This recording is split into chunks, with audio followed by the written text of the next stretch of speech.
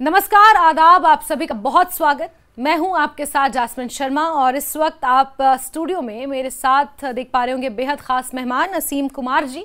और जो पीछे आप ये प्यारा सा बच्चा देख पा रहे हैं और उसके ऊपर लिखा है छोटू, तो ये बुक है असीम कुमार सर ने लिखी है, Chhotu a name a dream a story. और इसी पर हम चर्चा करेंगे और साथ ही साथ असीम जी क्योंकि पूरी दुनिया घूमे हैं, एक बाइकर भी हैं, और कहाँ से उन्हें इस बुक को लिखने की इंस्पिरेशन मिली। और सबसे इंटरेस्टिंग बात है इस बुक का टाइटल, क्योंकि जब हम छोटू सुनते हैं तो हमारे दिमाग में एक इमेज सी बन जाती है, कोई किराने में काम करने वाला बच्चा, ट्रैफिक सिग्नल पर गुलाब का फूल बेचता हुआ एक छोटा बच्चा, ढाबे में सफ़ेद रंग की बनियान, कंधे पर गमछा डाले हुए एक छोटा सा बच्चा। तो कुल मिलाकर असीम सर, अगर मैं ये कहूँ कि छोटू सिर्फ एक नाम नहीं है, एक भाव है। और जब हम छोटू सुनते हैं, किसी को छोटू पुकारते हैं, तो एक जेनरिक टर्म बन चुकी है जी। लेकिन उस छोटे बच्चे के लिए ये छोटू क्या है वो हम आपसे समझेंगे, क्योंकि आपने बहुत सारी स्टोरीज को इसमें शामिल किया है और आपने खुद पर्सनल एक्सपीरियंसेस पे इस बुक को लिखा है। कहाँ से इंस्पिरेशन मिली, कहाँ से शुरुआत हुई? देखिए, मेरी यात्रा तो एक बहुत मॉडेस्ट टाउन से शुरू हुई, रांची से। और आज से 50 साल पहले जब मैं 10 वर्ष का था, तब से जिस कॉलोनी में मैं रहता था वो एक इंडस्ट्रियल टाउनशिप था जिसका नाम हेवी इंजीनियरिंग कॉरपोरेशन था, HEC जिसको कहते हैं। और वहाँ हर तबके के लोग रहते थे और औसतन हर घर में कोई ना कोई नौकर होता था, कौन मैन फ्राइडे होता था, कोई ऐसा इंसान होता था जो सबका कुछ ना कुछ जुगाड़ पे काम कर दिया करता था। और मेरी एक आदत थी कि मैं सभी से बात करता था, सबके साथ घूमता था। हाँ भाई छोटू, क्या हाल चाल है, क्या हाल है। या किसी के घर में कोई लड़की काम करती, नॉर्मली हम लोग की मम्मियाँ उनको गुड़िया बोलती थी, गुड़िया बेटा इधर आ, ये जरा बर्तन वाला कर ले।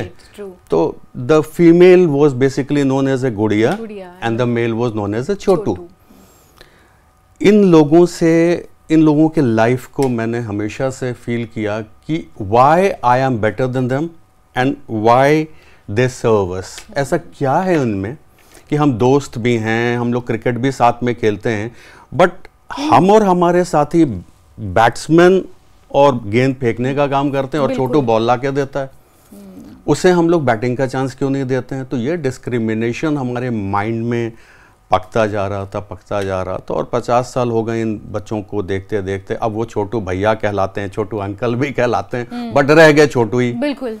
अब जब मैं दिल्ली में, मैंने 32 साल पहले अपना बिजनेस स्टैब्लिश किया और बहुत सारे लोग 100 के ऊपर हमारे साथ जुड़े, काम करने लग गए, तो मैंने एक संकल्प किया था कि मैं अपने किसी स्टाफ के बच्चे को छोटू नहीं बनने दूंगा कभी। Never in my life.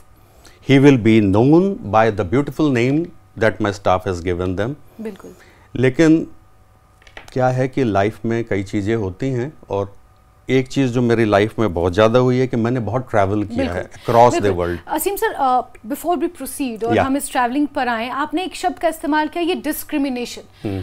आपने 50 सालों का जिक्र किया, लेकिन ये डिस्क्रिमिनेशन जो जिस 50 साल पहले की आप बात कर रहे हैं, वो डिस्क्रिमिनेशन मैं बिलीव करती हूँ कि हम आज भी सोसाइटी में देखते हैं। ये एक वैक्यूम इसे कह लीजिए या एक ये डिस्टेंस कह लीजिए जिसे हम पाट ही नहीं पाए हैं, क्योंकि आज भी बहुत सारे ऐसे यंग बच्चे जो कहीं काम कर रहे हैं, हालांकि उसकी शक्ल उनके लिए लॉज आ गई हैं। हमने लेबर लॉज जैसे टर्म्स का इस्तेमाल कर दिया है, उसका इजाद कर दिया है, हमने एज लिमिट लगा दी है, लेकिन वो एक सेंटिमेंट, एक इमोशन छोटू को लेकर मुझे नहीं लगता कि सोसाइटी में आज भी बदला है। Do you believe the same? देखो, परसेप्शन नहीं बदला हम लोगों के मन में, बिकॉज हमारे यहाँ आज भी 60% ऑर्थोडॉक्स थिंकिंग है। True. और जो लोग शहर में आ गए, जो चीज बदलाव आया है, वो आप इस चीज को समझें कि वो छोटू के मानस पटल पे आया, उनके दिमाग में आया। वो इसलिए आया कि now they have more exposure to media and other forms of communication that which they did not have 50 years back. उनका एक्सपोजर ही क्या था? Doordarshan, that's it. आज जो मीडिया एक्सप्लोशन हुआ है, इसका बेनिफिट उनको मिला है, तो उनके कॉन्फिडेंस का स्तर तो बढ़ा है undoubtedly, but what needs to be changed is the mindset that we are carrying forward as a bad example that we are carrying forward. कह रहे तो नौकर था अपने यहाँ, अब तो काफ़ी कमाने लगा है और हमारे बच्चे फिर उसी छोटू के छोटू अंकल बोलने लगते हैं, छोटू भैया से वो शुरू होते हैं, छोटू अंकल पे एंड होते हैं। बट स्टोरियां बदली नहीं हैं, स्टोरियां वही हैं आज भी।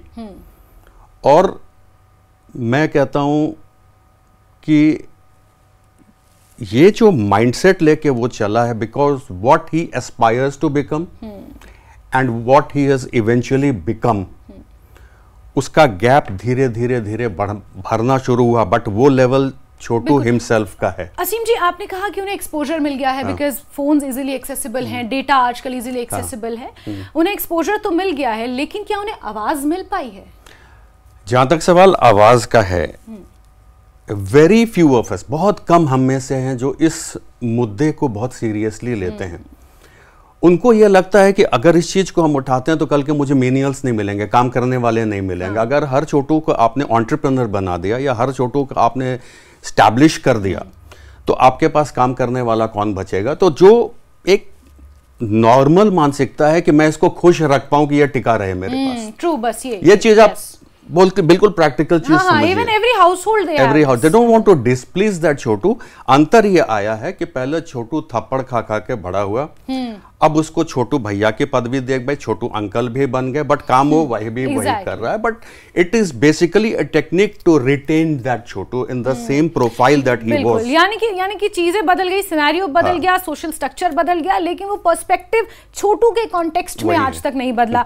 सर, इस बुक में you have written almost 10 stories about the small boys, those who are working. आपकी कोई फेवरेट स्टोरी, और क्योंकि आपके पर्सनल एक्सपीरियंसेस से ये इंस्पायर्ड है, कोई ऐसा एक्सपीरियंस जो हमारे देखिए, मैं ट्रैवल करता हूँ और स्टोरीज मैंने 40 में से 10 सेलेक्ट किया, बिकॉज मैं चाहता था कि ये बुक किसी नॉलेज का बुक नहीं हो, ये एक आई ओपनर रहे उन लोगों के लिए जिनमें क्षमता है छोटू को छोटू से बदल के राम बहादुर थापा बोलने की।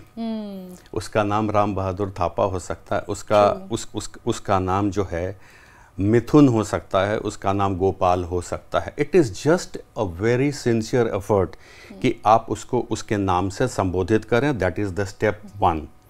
So that is important. इस तरह से स्टेशन में मेरे को एक स्टैमर करने वाला बंदा मिला जो फ्लावर्स बेचता था। और ये स्टोरी मेरे को इसलिए मूव करती है क्योंकि वो जो स्टैमर करने वाला बंदा है, he posed to be a deaf person and cell.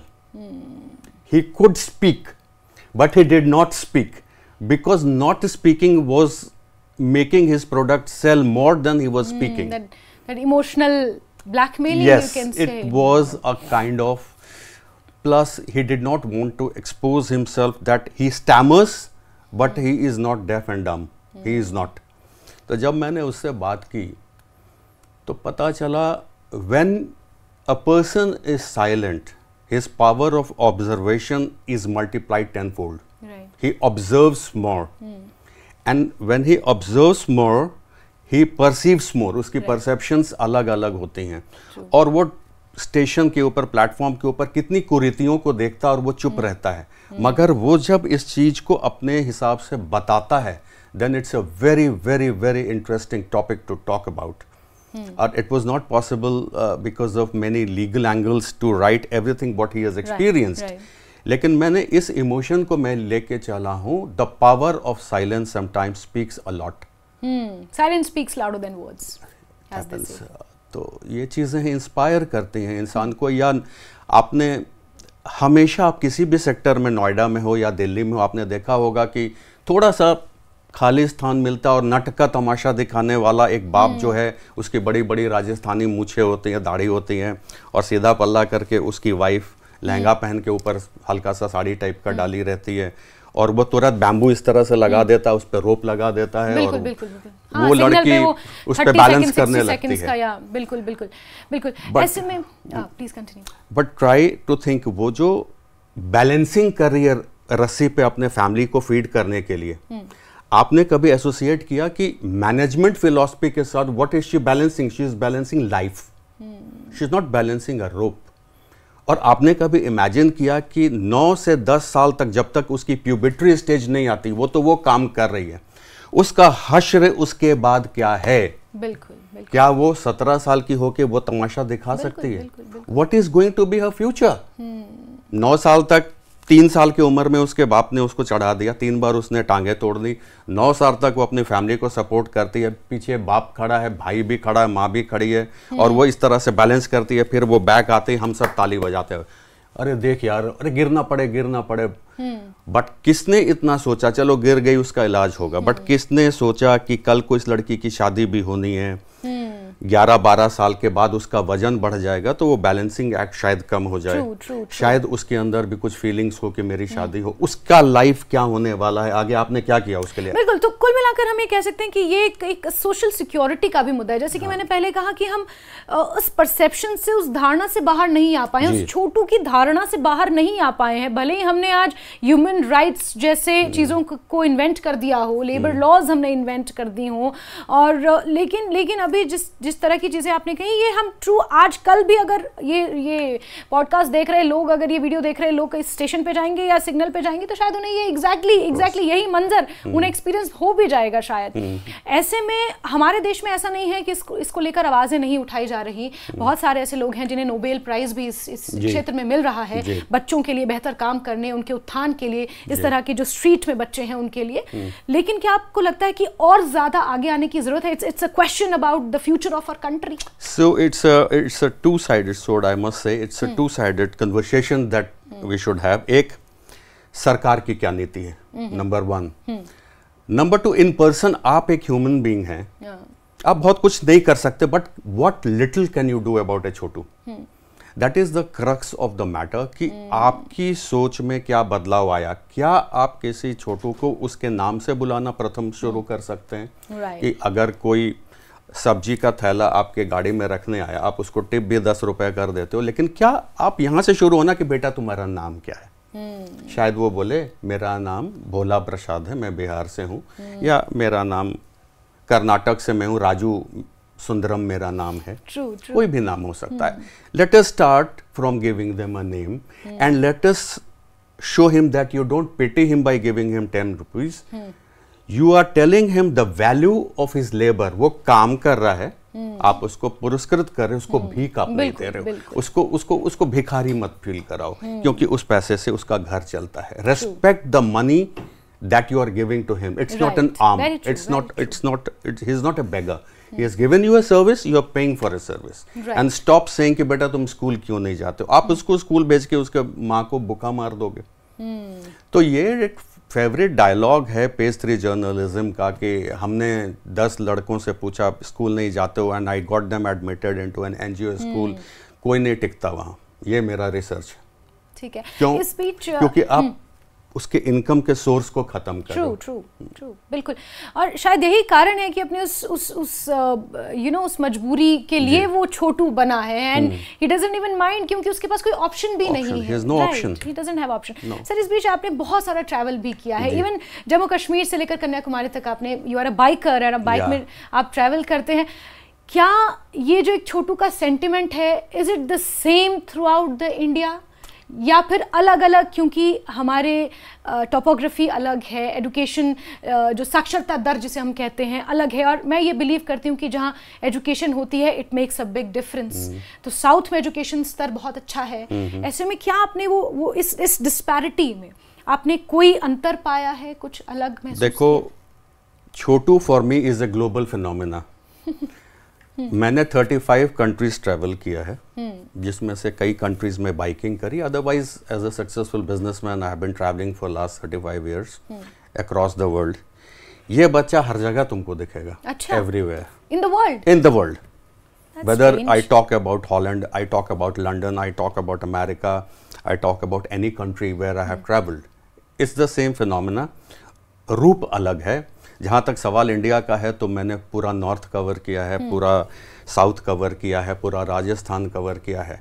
ये छोटू वर्ड इंडिया में ज़्यादा पॉपुलर है, और सबसे अच्छी बात है कि ये टर्म चाहे बंगाल हो, चाहे बिहार हो, चाहे राजस्थान, नाम छोटू ही है। अच्छा, नाम छोटू ही रहता है और गुड़िया ही रहता है। Even in south I have seen the same thing.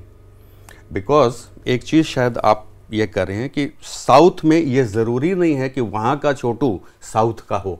South में 90% छोटू बिहार के हैं। अच्छा। ये पलायन है जिसके खिलाफ अब बहुत सारे मुहिम चल रहा है, बहुत पॉलिटिशियंस उसमें इस पर्टिकुलर वर्ड को लेके आगे बढ़े हैं कि बिहारियों से महाराष्ट्र बन गया, बिहारियों से गुजरात बन गया। तो आपको क्या लगता है कि ये जो गए काम करने, इसमें सिर्फ वर्कमैन हैं? नहीं, इसमें छोटू लोग भी हैं जो नौकर बन के गए, गुड़िया भी है। मुझे लगता है कि ये एक बहुत बड़ा मुद्दा है डिबेट का। It's a very big topic. It's and moreover it is unaddressed. इस एंगल में मुझे नहीं लगता किसी ने सोचा है। It is not at all addressed except for the fact कि रेलवे पे एक पुलिस दस्ता होता है और वो जब देखता है कि झारखंड से कोई लड़की जिसकी उम्र कम लग रही है तो सरकार उसको अरेस्ट कराती है और उसको वापस उसके घर भेजती है, because they are coming through this mafia जो उन लड़कियों को परचेज करके यहाँ कम पे काम कराता है, and they are like house helps के लिए। तो वो एक बड़ा पॉजिटिव स्टेप है कि so many girls have been saved from the wrath of these people and they were basically from Jharkhand. But then in the background of it, I believe कि ये उन राज्यों की सरकारों की भी नाकामयाबियां हैं। Then it comes political will, it comes कि आपका employment rate आपकी state का क्या है, फिर ये डिबेट यहाँ से निकलकर यहाँ एंटर हो जाती है। I believe देखो क्या है, सरकार का जो कम्युनिकेशन का स्तर जो लेवल है वो इंडिविजुअल के लेवल से कम होता है। सरकार नीति पे बात कर सकती है, लेकिन जो दलाल है जो गांव-गांव में जाके वहां के सरपंच से बात करता है कि 20 काम वाली लड़की दे दो, 15 साल के ऊपर होनी चाहिए, और जब उससे कोई रेलवे स्टेशन पे पूछे तो बता देना मेरा 21 साल उम्र है। ये जो कम्युनिकेशन का पोर डाउन किया है लेवल नीचे तक, ये ज्यादा प्रभावित करता बनिस्पत कि एक नेता अपना बोर्ड पे नाम लिखा है कि पलायन रुक जाएगा और हम लोग सोशल सिक्योरिटी दे रहे हैं। इस लेवल पे बातें नहीं जाती है छोटू के लेवल पे। छोटू के लेवल पे इस तरह के लोग काम कर रहे हैं जो छोटू के तरह ही अदृश्य हैं, बट वो दलाली का काम करते हैं, and they are taking people from these poor states. अब बंगाल से कितनी आ रही हैं, झारखंड से आ रही हैं, उड़ीसा से आ रही हैं। आज आप नोएडा के ही लेबर चौक पे चले जाओ, आपको 50% बाहर के लेबर मिलती है, यूपी का थोड़ी ना मिल रहा है। ट्रू। तो कुल मिलाकर ये कहा जा सकता है कि ये डिबेट बहुत बड़ी है। शुरुआत सिर्फ एक छोटू जो कहीं काम कर रहा है वहां से शुरू होकर ये सरकारों तक भी सवाल है, ये हमारे समाज सेवियों पर भी सवाल है। और आपसे मैं ये समझना चाहूंगी कि व्हाट ऑन पर्सनल, क्योंकि आपने कहा ना कि ये दो तरह की बातें हैं। एक तो ये कि सरकार इसको लेकर क्या कर रही है, एनजीओ इसको लेकर क्या कर रहे हैं, और पर्सनली हम और आप या जो इस वीडियो को देख रहे लोग हैं वो पर्सनल लेवल पर क्या कर सकते हैं। एक आखिरी कमेंट आपसे चाहूंगी इस पर कि व्हाट आर यू डूइंग। आपने बुक लिखी, you said it is an eye opener, लेकिन आप पर्सनल लेवल पर कितने ऐसे छोटू हैं या कितने ऐसे बच्चे हैं जो इस वक्त आपके साथ टच में हैं और आप उनके लिए कुछ बेहतर कर रहे हैं और एक सोसाइटी को संदेश देने की कोशिश कर रहे हैं? देखिए, सबसे अहम बात यह है कि as a manufacturer and successful exporter of garments, सबसे पहले पॉलिसी जो मैंने अपनी लाइफ की बनाई, a person serving me must in 25 years of the time working with me, उसको एंटरप्रेन्योर बनना चाहिए। नौकर ही रह जाए, वो इंडस्ट्रियलिस्ट की सबसे बड़ी कमी है। अगर आप सोचते हैं कि कोई आदमी आपके पास नौकरी करने आया और वो आपका हुनर सीख के वो एंटरप्रेन्योर ना बन पाए, तो आप इंडस्ट्रियलिस्ट नहीं हैं। आपने क्या चेंज लाया उसमें? कुछ नहीं। एक नौकर था, वो आपकी फैक्ट्री में आज भी नौकर है। तो ये सोच से मैं तो उभर चुका और मैंने अपने सारे स्टाफ को अलग अलग बिजनेसेस में स्टैब्लिश कर दिया और उनके बच्चों को छोटू बनने से रोक दिया, क्योंकि पिछले 30 साल से मैंने अपने स्टाफ के, मान लो किसी को 5 बच्चा तो 1 को पढ़ाया है। और आज मैं फक्र के साथ कहता हूं कि मेरी मेड की बेटियां HCL में काम करती हैं। मेरे घर जो गुड़िया लड़की पिछले 30 सालों से कपड़े धोती हैं, आज उसका बेटा मारुति स्विफ्ट न्यू कार पे हमारे पास आता है मेरी गाड़ी को साफ करने के लिए। इससे बड़ी कौन सी बात हो सकती है कि जो लोग आपके पास काम किए उसके बच्चे आज इतना। बिल्कुल, we need more of this kind of people. हमारी सोसाइटी में ऐसे लोगों की बहुत ज़रूरत है, क्योंकि जैसा कि आपने अपनी बुक में लिखा है कि छोटू हर जगह है, लेकिन वो इतने छोटे हैं कि हमें दिखते नहीं हैं। और ऐसे में हमें उन छोटुओं को ही रिकॉग्नाइज करना है और उसके लिए बेयर मिनिमम आप ये कर सकते हैं कि आप उन्हें छोटू नहीं बल्कि उनके नाम से पुकारना शुरू करें। तो फिर जिस छोटू का हमने जिक्र किया और जिसको लेकर हमने इतनी चर्चा की, वो छोटू शायद आगे चल के छोटू बनने से बच जाएंगे और अपने जीवन का, जैसे कि मैंने कहा कि अ name a dream a story, जो आपने अपनी बुक की थीम लिखी है, उस पर वो आगे बढ़ सके और शायद उनकी भी कुछ अलग कहानी हो बनस्पत इसके कि वो सिर्फ एक छोटू बनकर रह जाएं। असीम सर, बहुत बहुत शुक्रिया इस वीडियो में हमारे साथ जुड़ने के लिए, पॉडकास्ट में जुड़ने के लिए। बहुत अच्छा लगा आपसे बातें करके। और इस तरह का एक मुद्दा जो अनएड्रेस्ड है, चाहे वो हमारे सरकारों की नाकामयाबियां कह ली जाए या फिर हम और आप एज अवेयर सिटीजन भी, हमने शायद इस चीज़ के बारे में इतना सिंसियरली नहीं सोचा, लेकिन इस बुक को पढ़ने के बाद आई एम श्योर, एटलीस्ट मैं तो किसी को छोटू कह के नहीं बुलाऊंगी। I make sure that I ask the name of that child and address him or her by its name and not by just Gudiya and Chhotu. बहुत बहुत शुक्रिया आप सभी का इस पॉडकास्ट में जुड़ने के लिए। नमस्कार।